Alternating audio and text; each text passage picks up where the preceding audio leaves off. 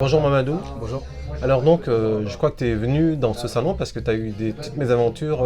Il y a quelqu'un qui t'a fait des... Ouais, voilà, il y a quelqu'un qui m'a fait mes départs de l'Ox et ça s'est pas passé comme prévu en fait.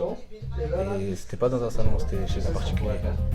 Qu'est-ce que tu peux conseiller aux gens qui veulent faire des départs de l'Ox alors? De plutôt se diriger vers les salons qui sont spécialisés pour ça et non pas d'aller chez des particuliers comme la personne avec qui j'étais parce que je pense que c'était pas son métier et il s'y connaissait pas trop. Au lieu de me faire des locks, c'était plutôt des twists. Ah d'accord, Voilà. d'accord. C'est pas du tout ce que je lui avais demandé. D'accord, ok.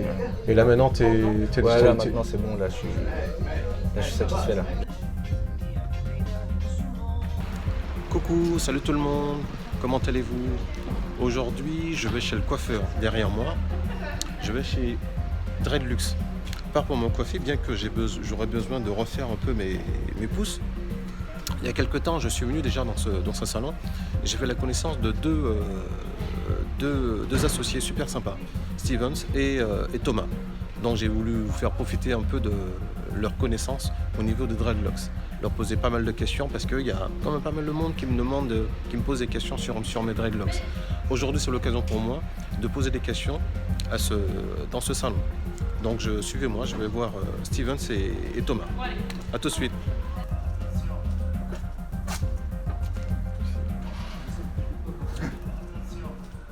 Bonjour Thomas.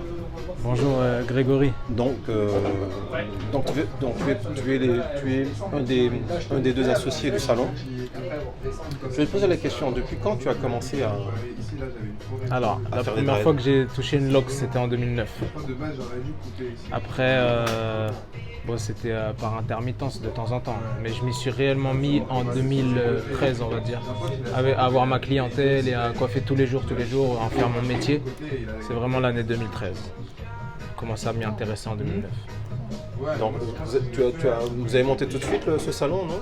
Alors non, au début, moi j'ai commencé sur des amis, je me suis entraîné un peu, ça a été mes cobayes. J'ai commencé avec mes locks parce que j'avais des locks avant, que j'ai coupé il y a 4 mois. Et pourquoi tu les as coupés tes locks? Tu veux que je te montre? Non, en vrai j'ai une calvitie qui arrive là, parce que D'accord. l'âge avance. Et puis ça faisait 10 ans que je les portais. Grâce à elle, j'ai pu faire une clientèle, j'ai pu créer un salon de locks, j'ai pu faire beaucoup de choses et maintenant je passe à autre chose. Mais je garde toujours l'amour pour les locks et j'en fais mon métier, donc le lien n'est pas rompu. D'accord.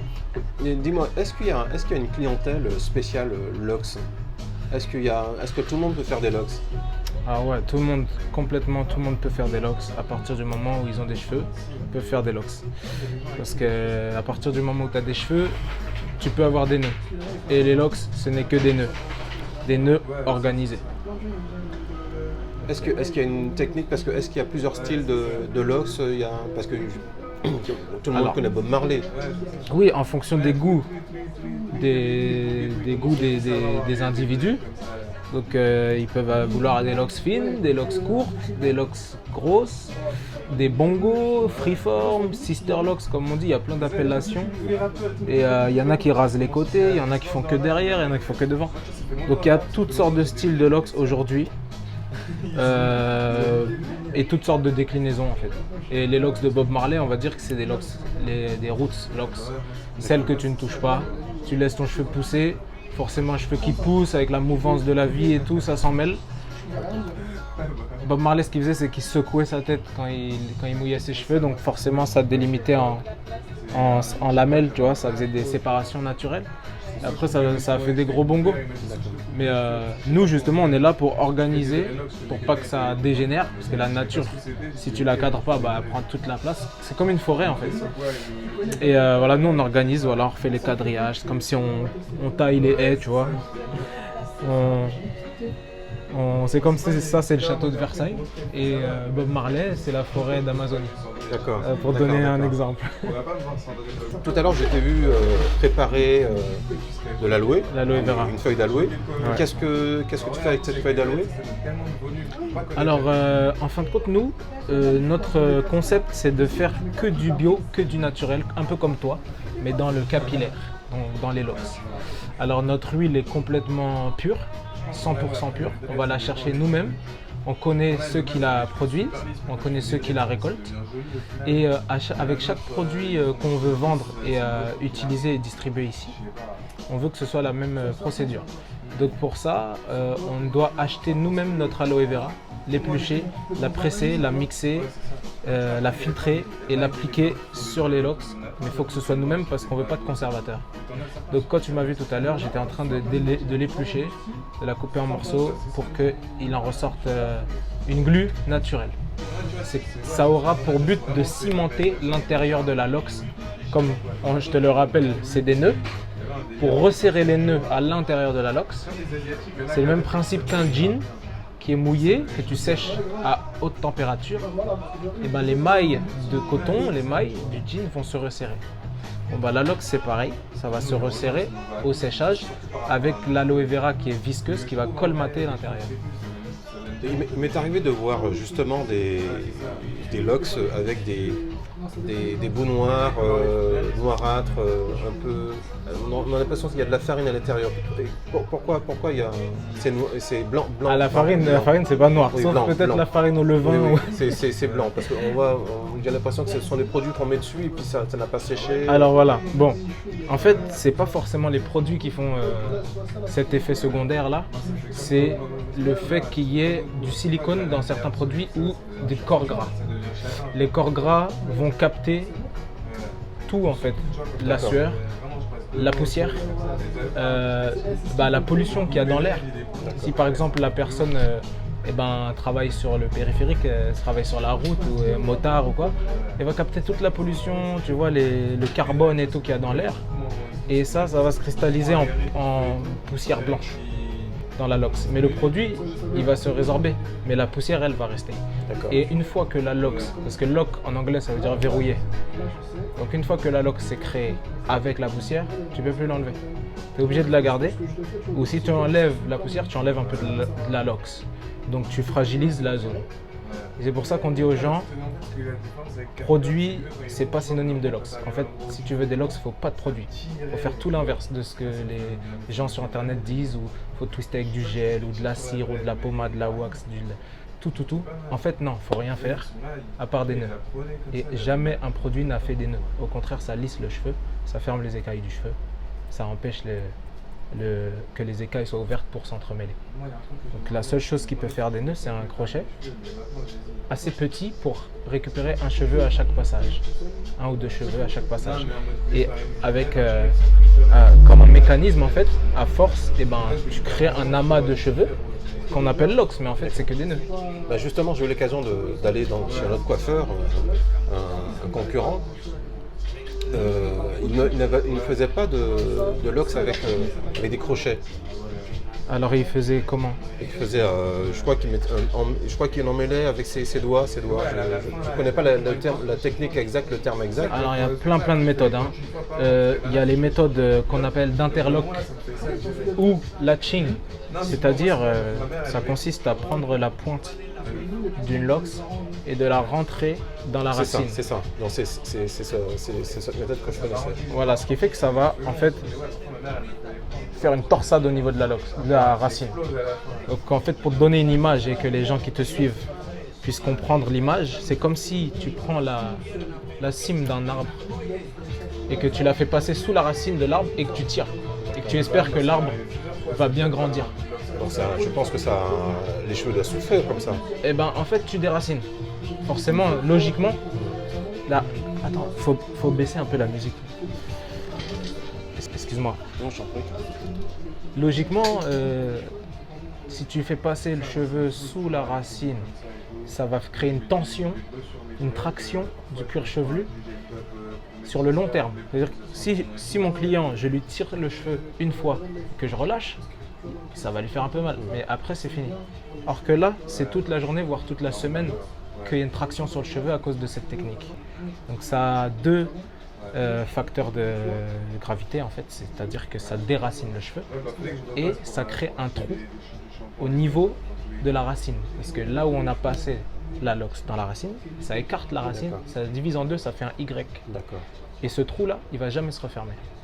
Ta lox va pousser il y aura toujours une petite fenêtre dans ta lox. Tu pourras voir à travers ta lox. D'accord. Et cette méthode, nous, on la condamne. Il y a des gens qui aiment, ils sont conscients des risques. Et si on tire leurs cheveux, c'est là qu'il y a le trou que ça va casser. Avec le temps, s'ils veulent garder leur lox 10 ans, c'est pas possible, ça va casser. C'est possible sur certains cheveux. C'est pas toujours vrai. Et justement, qu'est-ce que tu préconises justement pour garder ces locks le plus longtemps possible? Donc qu'est-ce que le salon préconise pour garder les locks le plus longtemps possible? Alors déjà, on est dans une époque en fait où c'est l'apparence qui a pris le dessus sur la santé capillaire, c'est plus le style en fait. Maintenant les gens ils veulent être beaux, mais c'est plus le paraître que le être aujourd'hui. Donc déjà, il faut partir de ce postulat et essayer de déconstruire point par point. Quelqu'un qui se fait hospitaliser, il ne se maquille pas, parce que la beauté ça passe après la santé. Donc il faut d'abord avoir une bonne santé du cuir chevelu. Comme toi tu proposes, il faut bien s'alimenter, il faut bien boire, il faut bien dormir, il faut avoir une bonne hygiène de vie. Il ne faut pas être trop stressé. Donc là, nous, on est à Paris, donc c'est pas le bon exemple. Mais il faut essayer de s'aérer l'esprit le plus souvent possible. Et ça se voit, excuse-moi, et ça se voit sur le cheveu quand on est stressé? Oui, bien sûr, mais même les personnes qui sont afro-caribéennes ou issues de la diaspora africaine, quand ils rentrent au pays, leurs cheveux envoient un signal tout de suite. Leur peau, parce que la peau synthétise la vitamine D du soleil très vite. Surtout des personnes qui ont de la mélanine, et ça se voit tout de suite. Ici, on a la peau sèche. Les Renois ou les Métis, ils ont tout de suite, ça craque. Là, au moment où je te parle, moi, je suis gris, je suis pas métis, tu vois, je suis complètement gris. Les cheveux, ils vont être secs, il va y avoir des pellicules, mais c'est pas des pellicules en fait, c'est un dessèchement du cuir chevelu à cause du climat qui n'est pas adapté en fait. Il n'y a pas assez d'humidité, d'oxyde dans l'air et tout. Donc, bien sûr, aller au soleil, avoir une bonne hygiène de vie, etc., ça fait partie de la longévité des cheveux en général et des locks en particulier. Arrêtez de se regarder dans le miroir, ça c'est pour revenir à l'apparence, le souci de l'apparence. Arrêtez de tout le temps vouloir remettre les petits cheveux, les trucs, être sur les détails. T'as des locks. Elles ont tous les jours une forme différente parce qu'elles sont vivantes. C'est comme une plante. Tu peux pas organiser la nature. Enfin, tu peux pas diriger la nature. C'est ce que l'homme pense que c'est l'arrogance de l'homme de penser qu'il peut organiser la nature, contrôler la nature. Mais il est contrôlé par la nature. Nous, on est tous soumis à la nature. Donc les locks, c'est pareil. C'est elles qui font ce qu'elles veulent. Nous, on fait ce qu'on peut. Mais c'est elles qui font ce qu'elles veulent. Donc ça, arrêtez de les toucher, il faut les oublier. On ne se définit pas soi-même par ses locks. C'est pas parce que ta locks va à droite au lieu d'à gauche que ça y est, t'es plus toi-même. Il faut accepter. Et les personnes qui ont les locks qui se portent le mieux dans notre clientèle sont les personnes qui les touchent le moins et qui s'en foutent en fait. Et je pense que tu en fais partie. Tu fais ce qu'il y a à faire quand il faut, mais t'es pas tous les jours, à chaque fois que tu vas dans un miroir en train de... Et puis c'est parce que c'est ça, c'est la régularité qui crée les effets secondaires. Si je me gratte la tête tous les jours à la même heure, mais tous les jours, à la même heure, dans la même zone, j'aurai un problème ici. Tu vois? Parce que c'est régulier, c'est la fréquence. Donc voilà, faire des soins à l'aloe vera pour ces locks. Pour vraiment soigner toutes les irrégularités qu'il y a tout au fil de la locks. Mettre une bonne huile. En fait, nous, on conseille juste un bon shampoing, une bonne huile. Une bonne hygiène, une bonne hydratation. Ah ben en gros, si on mange sainement, le cheveu doit manger sainement aussi. Oui, bien sûr. Il se nourrit de ce qu'on mange, de l'air, de l'eau, de tout. Mais vraiment, c'est hygiène, hydratation. C'est comme la peau. Tu te laves, et puis tu mets de la crème. Tu te laves pour l'hygiène, tu mets de la crème pour l'hydratation, pour pas être tout sec. Et les cheveux, c'est pareil. Et aussi, j'ai remarqué, les dreads avaient une mauvaise image. Qu'est-ce que tu peux dire quel mot que tu peux dire par rapport à ça? La mauvaise image des dreads. Alors, moi, c'est mon expérience. Hein. Ça n'engage que moi. Je pense que c'était dans les mœurs à l'époque parce que les gens qui avaient des locks naturellement sont les gens qui ne pouvaient pas s'occuper de leurs cheveux. Donc les SDF, les gens en prison, Si tu prends 6 mois de prison, bah, pas de quoi faire là-bas. Et puis, c'est pas ta priorité, en fait, de t'occuper de tes cheveux. Donc, ça fait des locks. Quand t'es SDF, t'es dans la rue, c'est pas ta priorité non plus de t'occuper de tes cheveux. Avec le soleil, l'eau, et puis le cheveu crépus, ça fait des locks. Donc, tout de suite, ça a été des personnes qui ont été un peu marginaux. Des marginaux de la société. Et du coup, dans les familles, c'était si tu fais cette coiffure, tu vas ressembler à lui. Et moi, je veux pas que mon fils ou mon cousin ou mon frère et tout ressemble à un marginal ou, comme il dit, un voyou. Un gars qui braque des banques ou qui vole des commerces et tout. Et en fait, cette image s'est figée dans l'inconscient collectif et du coup, c'est resté jusqu'à aujourd'hui. Sauf que la nuance que je vais apporter à ça, c'est qu'en fait, c'est pas que les SDF ou les tolards ou les marginaux, c'est tous les Renois ou même tous les humains qui ont des cheveux longs, qui vont avoir des locks au bout d'un certain temps s'ils laissent faire la nature, s'ils laissent le cheveu libre. S'il n'y a pas de peigne, de lame qui passe sur le cheveu, ça fait une locks. Qui que ce soit, même un asiatique, même un indien, même un roux, même tout ce que tu veux, n'importe quelle personne, tu le mets crâne rasé sur une île déserte. Tu reviens 3 ans après, il a des locks. Il n'aura pas fait exprès. Et il saura peut-être même pas parce qu'il n'a pas de miroir, logiquement. Il aura des locks. Pas comme ça, pas dans le côté styly, tu vois, mais il aura des locks, il aura des nœuds. Donc, en fin de compte, c'est une idée reçue, c'est rentré dans les mœurs, ça fait rasta, ça fait mec qui fume. Mais aujourd'hui, c'est en train de changer et c'est aussi pour ça qu'on a créé ce lieu, pour que ça change un petit peu les mentalités. Nous, on est des personnes propres, qui s'habillent bien, on est responsables, on a des locks, on a des enfants, on a un métier, on a un truc. Et tous nos clients sont des personnes similaires. Bah justement, quel a été votre parce que vous êtes deux à vouloir monter, à créer ce salon. Il y a Thomas et il y a Steven que je vais voir tout à l'heure. Ouais. Alors, ça a été quoi votre motivation? Alors nous, on ne s'est pas posé toute cette question. On ne s'est même pas demandé est-ce qu'on avait une motivation, parce que c'est d'abord une passion. Au moment où je te parle, je suis en train En fait, c'est un métier de service déjà. Et nous, on est dans le service, tu vois. On aime bien s'occuper des gens. Les gens, quand ils ont terminé, ils se regardent dans le miroir, ils se kiffent. Ils reprennent confiance en eux, ils reprennent de l'assurance. Ils se disent, voilà, ce week-end je vais sortir, je vais être frais, tatati.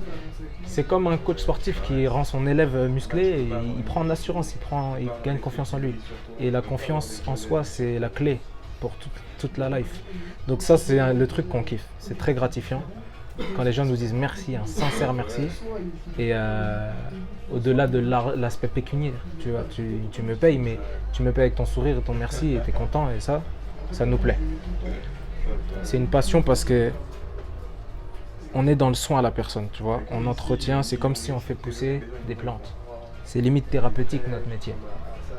On voit l'évolution tous les 2-3 mois, les gens reviennent, on voit que ça a poussé, on voit que là ça a cassé, donc il faudrait réparer. Quand on a réparé, ils reviennent, on dit ah t'as vu, ce qu'on a réparé c'était bien et tout. C'est un suivi, c'est tout un état d'esprit en fait. On arrose, on hydrate, on répare, on fait comme pour les plantes. C'est comme si on est des jardiniers capillaires. Effectivement. Et il y a combien de salons, de dread sur Paris et la région parisienne? Bah, alors il faut différencier sur Paris. Salon de dread ou salon qui propose les dreads, entre autres.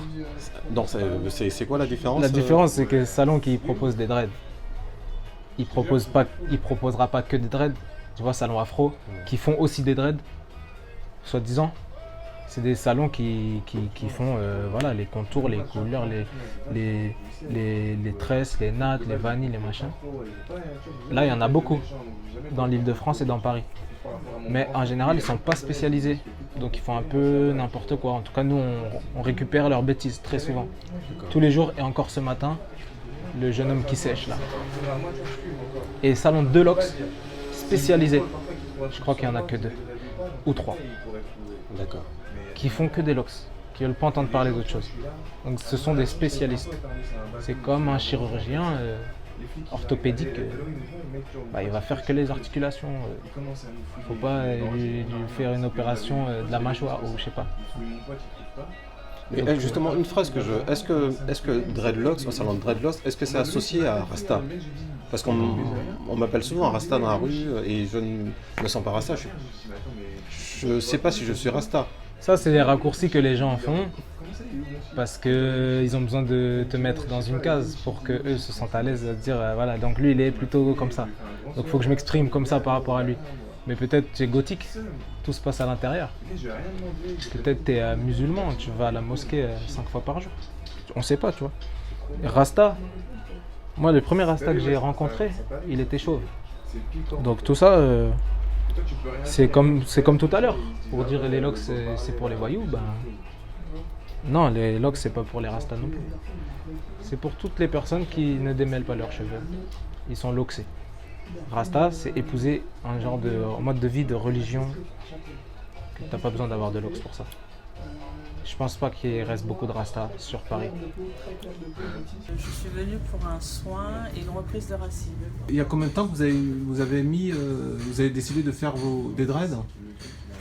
J'y ai réfléchi pendant 5 ans et un beau jour, je me suis dit je me lance. Mais pourquoi pendant 5 ans? Parce que j'étais pas trop informée sur comment faire les locks. Je regardais sur internet, il y avait différentes façons de faire, mais j'avais pas trouvé la bonne façon. Dans votre famille, qu'est-ce qu'ils vous ont dit? Oui, c'est pas... J'ai eu beaucoup de réflexions, oui c'est sale, c'est pas beau, c'était mon envie et du coup je me suis lancée. Et maintenant, qu'est-ce qu'ils disent? Qu'est-ce qu'ils vous disent maintenant par rapport à vos cheveux? Que c'est très beau.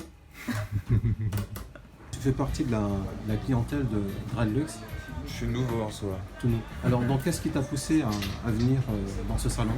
De base, je connaissais un autre salon, j'y suis allé 2-3 fois, il était pas mal, mais j'ai un copain, il est venu ici, il y a 1 an à peu près, il a commencé à faire ses dreads, elles ont poussé super vite, elles avaient l'air super belles et tout. Moi, les miennes, elles commençaient à partir vraiment dans un état assez grave. Et il m'a conseillé d'aller là-bas. Moi, j'ai vu ses dreads, je me suis dit direct, ouais, autant, ça sert à rien d'hésiter. Et donc voilà, je suis venu, j'ai pris rendez-vous, etc. Qu'est-ce qui t'a poussé à faire des dreads? Moi, en fait, de base, c'est tout simple. J'étais avec mon père, j'avais mon afro. Il m'a dit, soit je te rase la tête, soit on fait des dreads. J'ai pas cherché à comprendre. J'ai fait des dreads. Ah ouais, c'est ton papa qui t'a carrément proposé. Ouais, c'est ça. Moi, je savais même pas ce que c'était des dreadlocks avant ça. Tu m'aurais dit Bob Marley, il avait des dreadlocks, je t'aurais dit, ah ok, je savais même pas. Franchement, je savais rien du tout.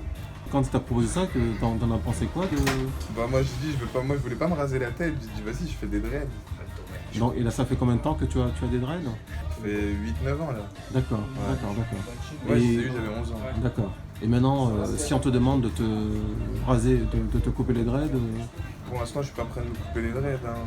Enfin, je les coupe quand elles sont un peu trop longues, mais raser complètement, non, je pourrais pas. Je me verrais pas sans dread en fait. Et avec tes amis, qu'est-ce qu'ils pensent de ça, tes amis? Je pense que eux non plus. Enfin, maintenant, de nos jours, j'ai pas beaucoup d'amis qui m'ont vu sans dread en fait. Du coup, la plupart, ils vont pas me conseiller de les couper après à voir. D'accord. Est-ce que ça te gêne d'avoir des dreads quand tu vas dans certains endroits Il y a des endroits où c'est mal vu en soi, mais par exemple. Je sais qu'au Congo, par exemple, ceux qui ont des dreads, c'est des bandits. Ah bon? Ouais, souvent, en Afrique en général, les gens qui ont des dreads, ils sont considérés comme des bandits. Donc, mais après, en soi, ça c'est la vie des gens. Hein. C'est comme ici, il y a plein de gens qui vont dire ouais, t'as des dreads, t'es ci, t'es ça, alors que tu peux avoir des dreads, être avocat. Moi, par exemple, je fais des études de droit, voilà. On peut tous faire des trucs avec des dreads ou pas. Pour être quoi? Tu veux être quoi dans... Moi, pour ça, je voudrais être avocat. D'accord. De toute façon, en fait, je pense de base, mais moi, c'est ce que je me dis surtout depuis quelques temps, c'est que je pense après, surtout pour un noir, pour un métis, un renoir, que tu aies des dreads ou pas, franchement, les gens, les gens qui veulent mal te voir, ils te verront mal quoi qu'il arrive. Donc, que tu aies des dreads ou pas, ça a changé quoi. Alors Benji, qu'est-ce qui t'a poussé à venir travailler dans ce salon? Déjà, moi, à la base, j'étais client. C'est un ami danseur qui m'a dit de venir ici pour réparer mes dreads. Mais voilà, après à force, je suis devenu client. Thomas, il m'a montré comment faire les dreads. Donc, ils t'ont formé? Ouais, ils m'ont formé, ils m'ont montré comment faire les dreads, comment ça s'entretenait, toutes les choses qu'il fallait faire pour avoir de belles dreads. Et à force, voilà, je suis venu ici. Qu'est-ce que tes amis pensent de le fait que tu aies des dreads?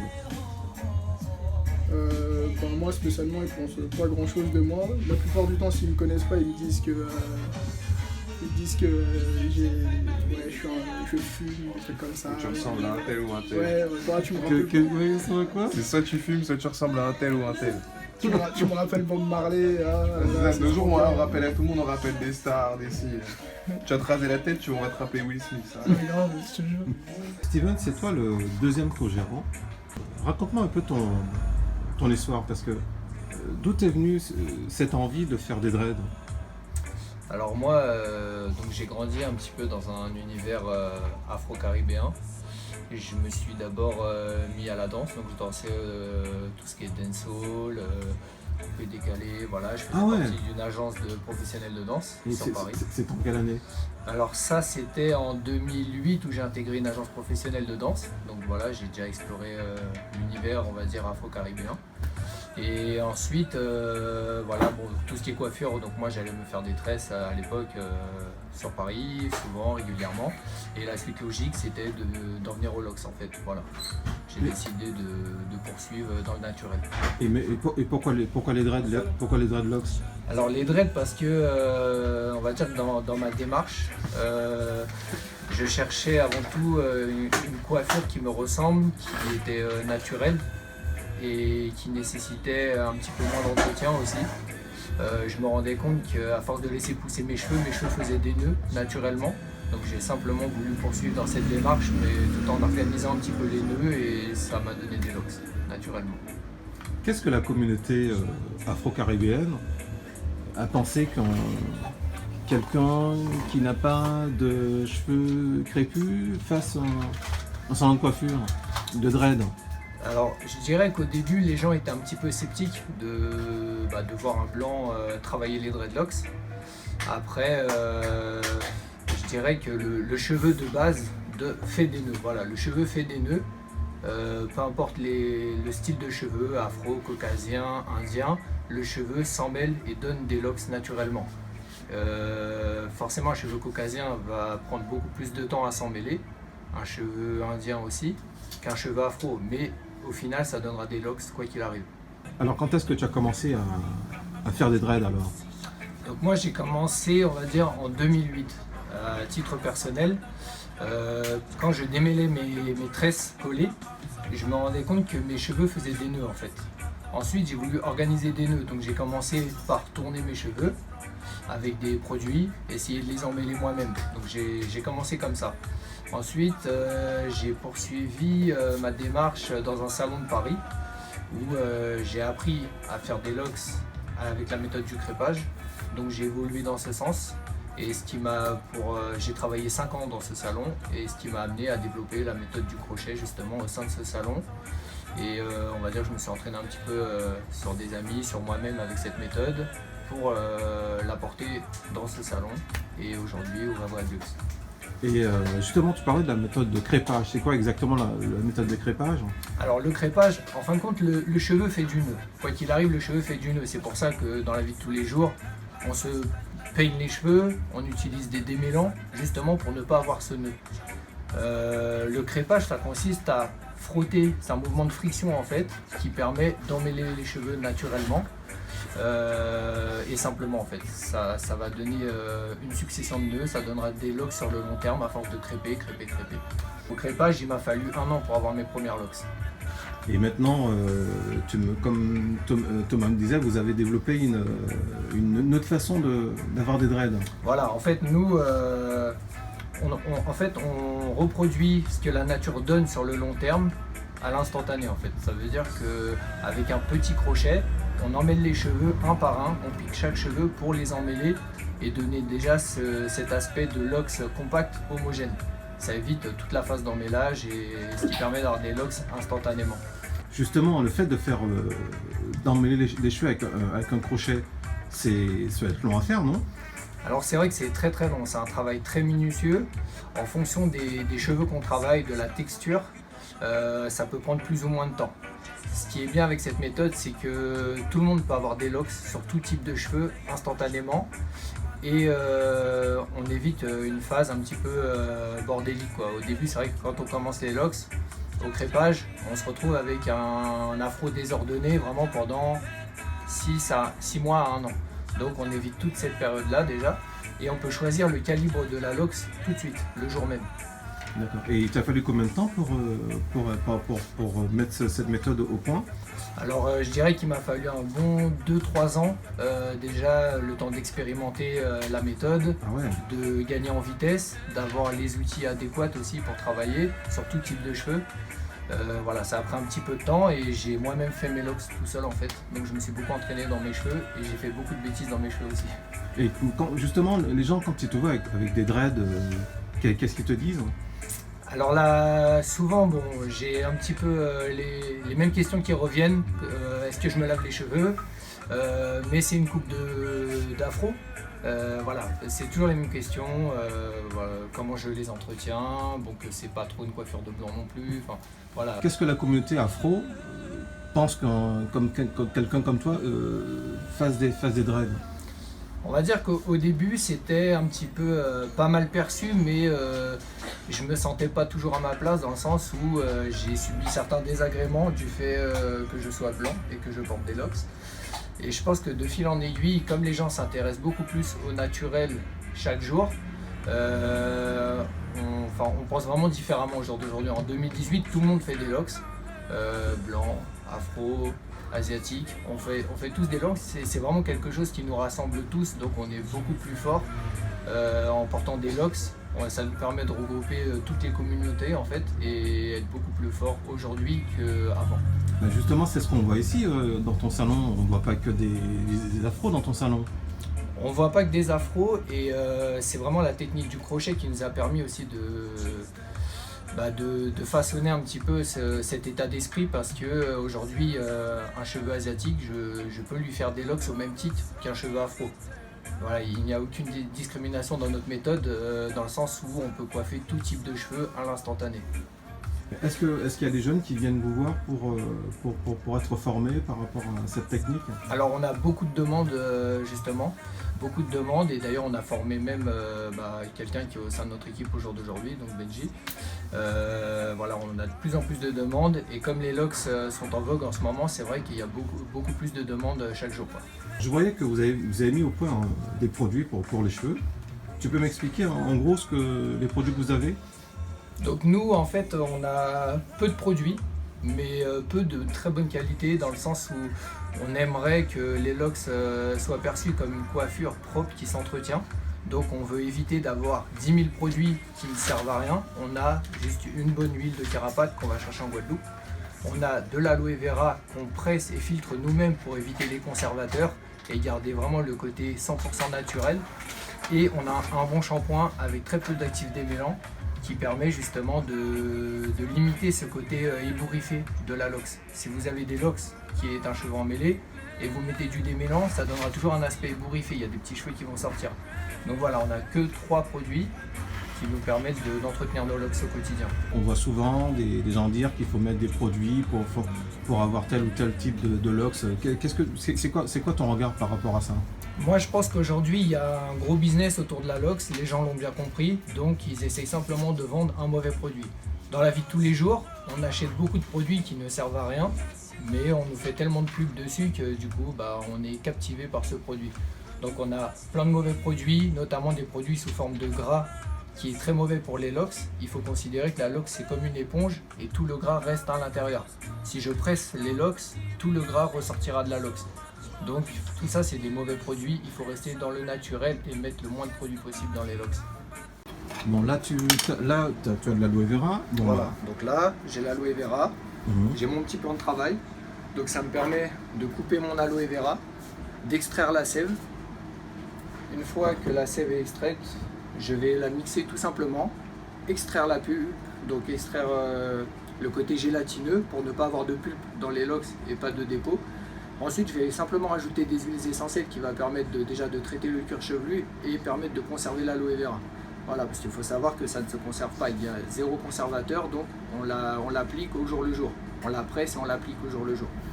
Donc voilà, c'est un très bon produit qui va permettre de gainer la locks et de soigner les irrégularités. Souvent, le long de la lox, on peut trouver des zones de fragilité parce que le cheveu mort veut se détacher, tout simplement. La lox va permettre de gainer et de faire office de pansement en fait sur la lox. Voilà, c'est un très bon soin hydratant pour le cuir chevelu et pour la lox notamment. Nous sommes où ici nous sommes dans quel arrondissement? Alors ici, on est au salon Dreadlux, on est au métro Voltaire dans le 11e arrondissement. On est au 22 rue Godefroy-Cavaignac. Et pourquoi vous n'avez pas voulu aller dans le quartier où il y a pas mal de salons Alors justement, si on s'est mis dans le 11e un peu éloigné des autres, c'est justement pour pas être référencié à de mauvaises méthodes, à de mauvais salons.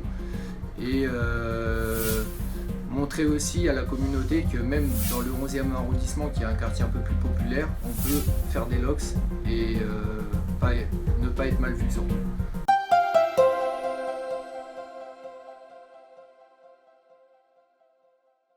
Pour moi, c'est juste un message pour tous les mecs qui voient des gens qui font des dreads, pour ceux qui voient les rappeurs qui font des dreads.